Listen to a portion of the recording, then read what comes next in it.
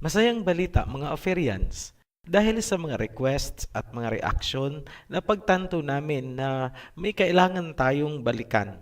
Kailangang maintindihan muna kung ano at paano nagsimula ang tao. Ito yung kauna-unahang video na aming ini-upload sa pagsisimula pa lang ng ating channel noon. Ngunit nakakalungkot dahil hindi talaga naintindihan ng karamihan, nami-misinterpret talaga, kaya nagdesisyon kami na gumawa ng Tagalog version at ibahin ang approach at style. Kapag naintindihan nyo ito, ibig sabihin, handa na kayong maintindihan ang Book of Revelation. Kung naaalala nyo pa, yung prophecy tungkol sa dragon with 7 heads at ang woman clothed with the sun, maraming hindi yon naintindihan.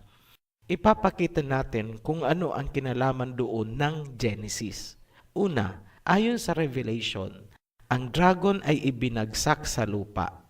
Mga fallen angels po yun. Wala naman pong ibang ibinagsak dito sa lupa, kundi mga fallen angels. Pagkatapos, sinabing ang dragon ay may 7 ulo. Kapag inalam mo naman kung ano ang kahulugan ng 7 heads o 7 ulo, ang sinasabi ay, ito daw ay 7 kings. So, kings, naging tao po. Pwede rin daw na ito ay mga hulugan ng 7 hills. Ang 7 hills, kung titingnan natin sa Biblia, ay nangangahulugan ng 7 kingdoms o kaya 7 bansa. Ngayon, ano ba ang bumubuo sa mga kingdoms at mga bansa? Eh di mga tao. Pansinin, mula sa pagiging heavenly angel, napunta sa pagiging tao, kings, at naging nation, kingdoms. So ito ay naging isang lahi. Nag-iimbento ba kami ng ipapakahulugan? Hindi po. Lahat po yan ang nakasulat sa Biblia. Ngunit, bakit parang napaka-imposibleng paniwalaan? Ito po ang mga rason. Una, hindi naintindihan kung ano ang fallen angels at paano sila mag-interact sa tao gaya ng nangyari noon sa panahon ni Adam and Eve. So Genesis po yun. Pangalawa, hindi rin alam kung ano ang ginawa nitong mga fallen angels sa pinakaunang nilalang na mga tao. Ngayon pa lang, pauunahan namin kayo. Hindi po namin sinasabi na ang human beings ay produkto ng evolution. Hindi namin itinuturo na ang evolution ang pinagmula ng tao. Yan ang parte na hindi naunawaan ng mga nanood noon sa English version, lalong-lalo na yung mga hindi tinapos yung video, hindi nila nakita yung pinaka-final conclusion. Kung ngayon pa lang, habang nanonood, abala naman sa kakaisip kung paano kukontrahin ang video na ito, imbis na makinig at aralin ang aming sinasabi, Aba, shut off na lang po ang video, manood na lang po ng action o science fiction. Ganito po natin aaralin ang topic na ito. Magbibigay muna kami ng ibang analogy scenario para lang na matrain ang isipan natin kung paano ba talaga i-analyze ang bahagi ng Biblia na nabaluktot ng napakahabang panahon. Kumbaga sa pilay, nagkalaman na, nagkaugat na, naninigas na, at yan ay ating hinihilot ngayon. So, ito yung practice situation. Kunwari ikaw ay may hawak na isang nobela, binabasa mo ang chapter 1 at chapter 2. Sa unang chapter, ganito ang istorya. Isang sanggol ang ipinanganak. May nakaimbak ng gatas, mga laruan, at lahat ng kanyang mga kakailanganin habang lumalaki siya. Sagana ang mga prutas mula sa mga punong kahoy na nakapaligid sa playground ng bata. Meron ding malinaw na batis kung saan siya pwedeng maglaro. Luntian, malaparaiso ang paligid at maganda ang panahon noong isilang ang sanggol. Lahat ng kanyang inabutan ay nakahanda para sa kanyang paglaki. Yan ang istorya sa chapter 1 ng nobela. Pansinin ang nakahanda para sa sanggol, pansinin ang panahon, at ang kapaligiran noong siya ay isilang.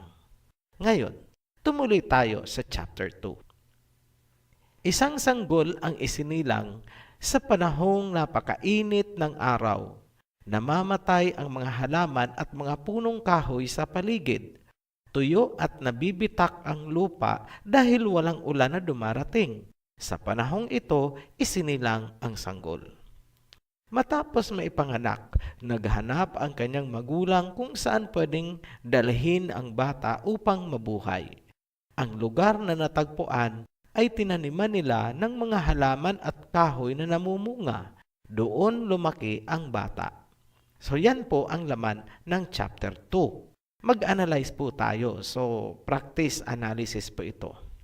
Ang sanggol ba na isinilang sa chapter 1 at ang sanggol na isinilang sa chapter 2 ay iisa lamang o magkaiba sila? Kung sasabihin mong iisa lang sila, na ang sanggol sa chapter 1 ay siya rin namang sanggol na tinutukoy sa chapter 2, ang payo namin ay replay mo ang video, pakinggang mabuti at intindihin. Ang sanggol sa chapter 1 ay isinilang sa magandang panahon. Luntian ang paligid at nakalarawan ang kasaganaan. Samantalang ang sanggol sa chapter 2 ay isinilang sa panahong sobrang init at namamatay ang mga halaman at punong kahoy. Ibig sabihin, ang sanggol sa chapter 1 ay iba sa sanggol na nasa chapter 2. Yung context o mga pangyayari ang nagsasabi na magkaiba sila dahil hindi naman pwedeng magkasabay na pangit at maganda ang panahon. Ngunit, kung ipagpipilitan pa rin na iisa lamang sila, something is wrong with your logic. Ngayon, sa mga naiintindihan ang analogy story natin, congratulations! Makaka-level up ka na. Huwag mo lang hahayaan na guluhin ang isipan mo ng mga pasigaw-sigaw na mga sermon na nakakaparalisa sa wastong pag-iisip. Ginagarantiya namin na ang mga kaalamang binibigay namin ay lahat nasa Biblia. Kung babanggit man kami ng impormasyon na labas sa Biblia, yun ay para suportahan ang sinasabi ng Biblia. Yan, klarado po tayo. Ngayon, puntahan na natin ang Genesis para makita natin ang analogy ng kwento kanina.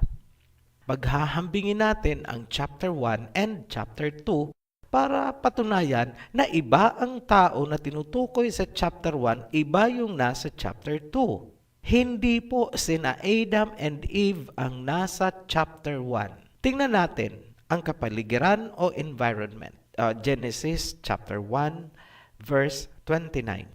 Then Elohim said, I give you every seed-bearing plant on the face of the earth and every tree that has fruit with seed in it.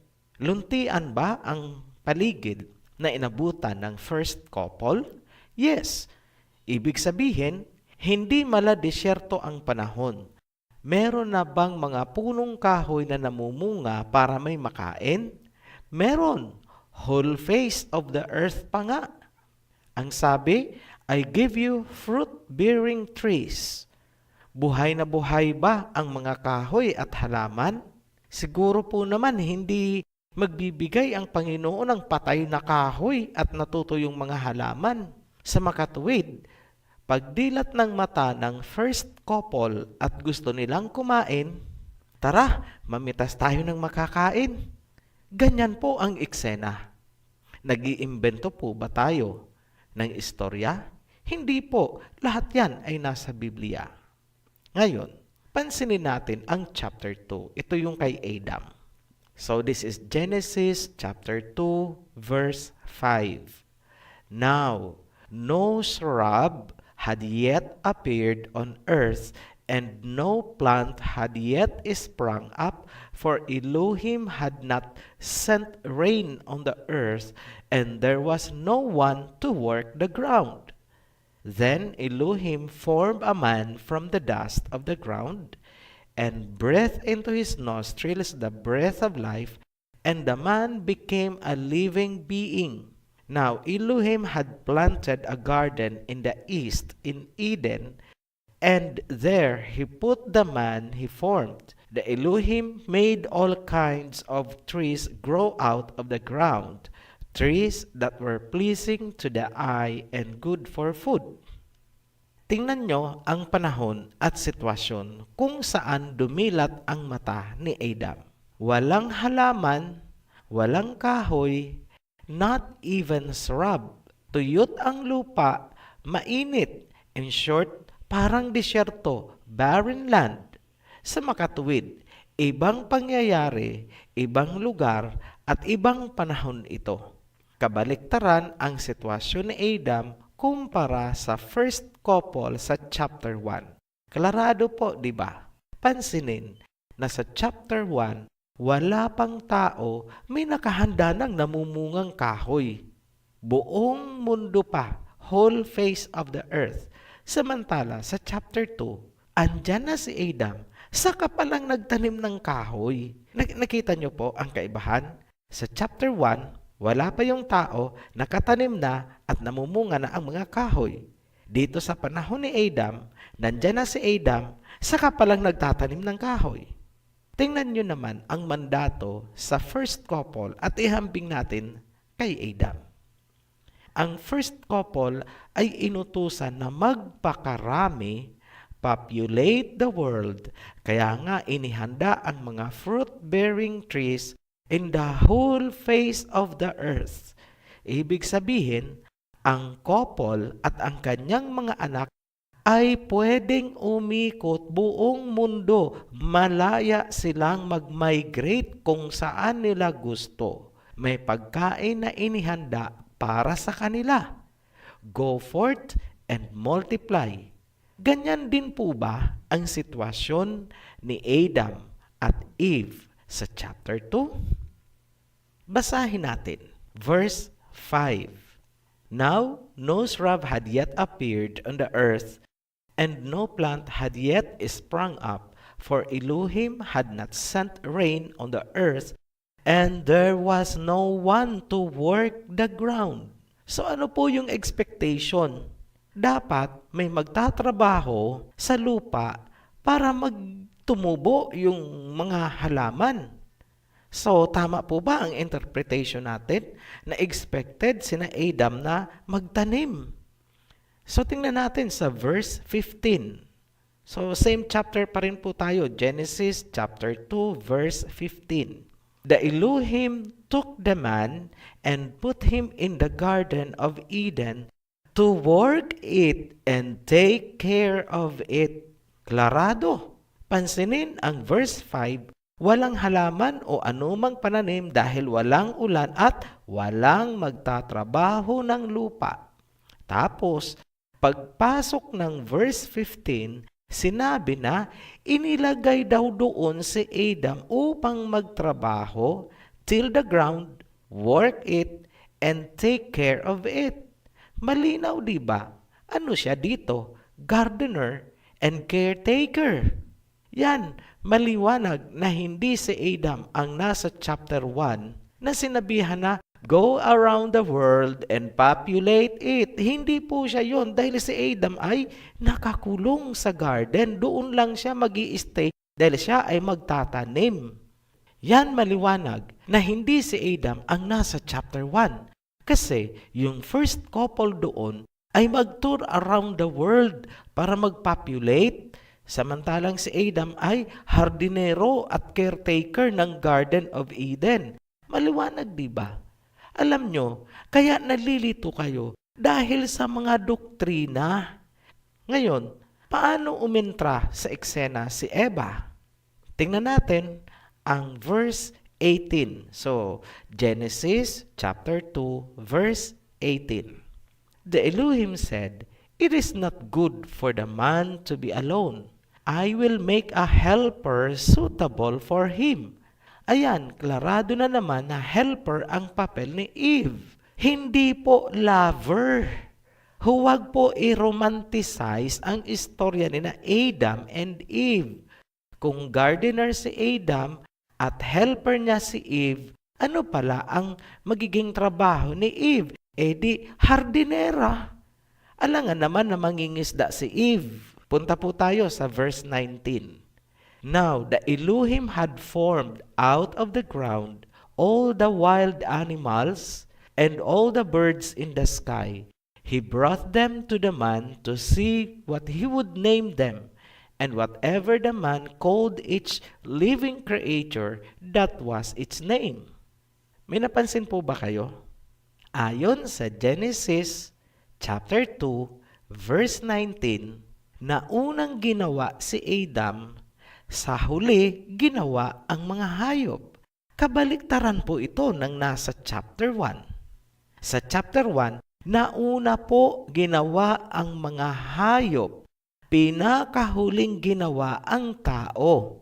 Yan, isa pang katibayan na ibang creation event ang chapter 1 at chapter 2 ng Genesis. Baliktad po.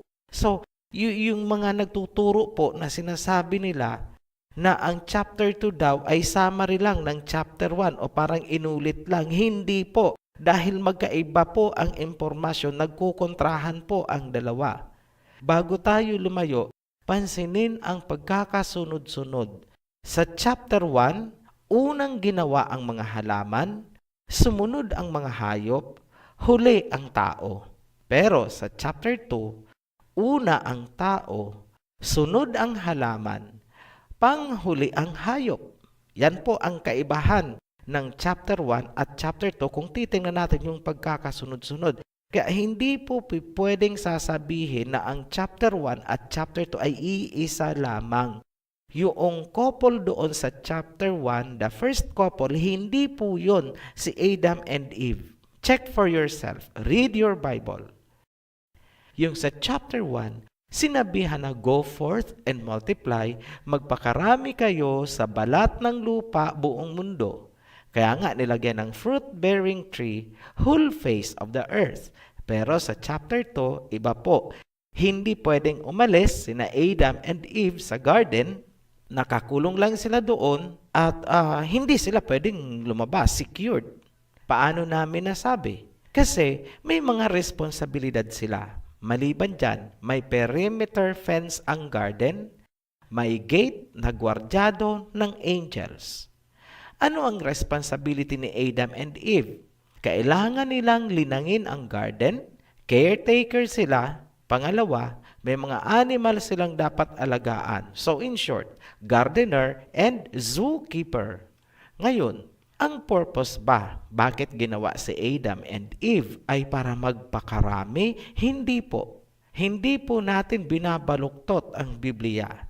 Pero tandaan na ang sinabihan na magpakarami ay ang first couple sa chapter 1. At napatunayan na natin na hindi yun sina Adam and Eve dahil sa mga magkakasalungat na pangyayari.